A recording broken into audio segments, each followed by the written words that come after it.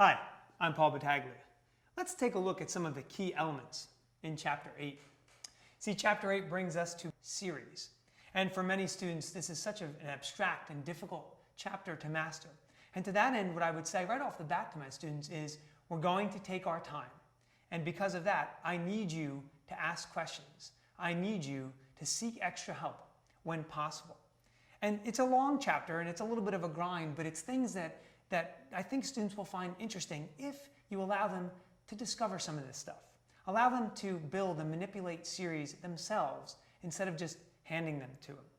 Stress that they are going to need to memorize certain series, like those for sine or cosine, or the exponential function, or ln.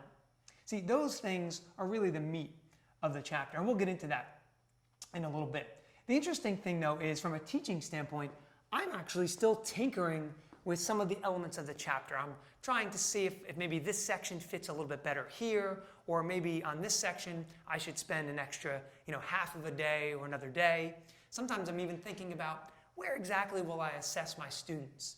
Should it be after here? Should it be after this section? So all of those things I think are kind of a fine art, and we're always playing, and I expect to continue to do that as I go through my career. Now, let's look specifically at the first couple sections. Sections 8.1 and 8.2 take students through sequences and then how they navigate into series, how they become series. We'll spend some time talking about the convergence and divergence of such things. Now remember, students may have not seen this before, so all of this is brand new to them. The notation is brand new, what we're looking for is brand new, and certainly our inclusion of limits and how we incorporate those into sequence and series might be brand new. This is where you really have to make sure that you tell students a little bit about what we're expecting. What are the key essential questions that we're looking to answer? Now from here, we'll get really into the meat of the chapter as we look at many of the tests that we use to determine the convergence or divergence of a series.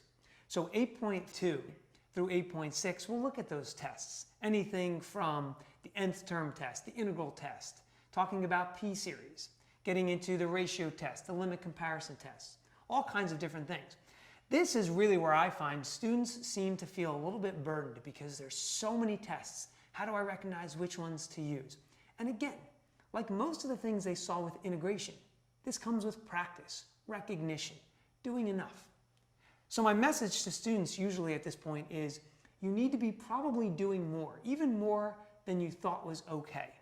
You need to be seeking extra help. You need to come in the morning or after school so we can maybe clear some of these points up. You need to maybe be meeting with some other students and discussing some of these topics. See, if this is going to be a challenge, the only way to confront the challenge is to do more and find out more about it, look deeper. And I think this is something that I like to get across right in this middle of the chapter. It really helps get them through to the end.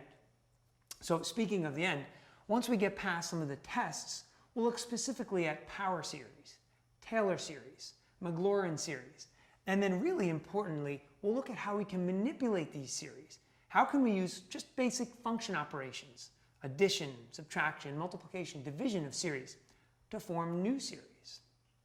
So that being said, I think here's the parting message we'd like to deliver both to students and teachers.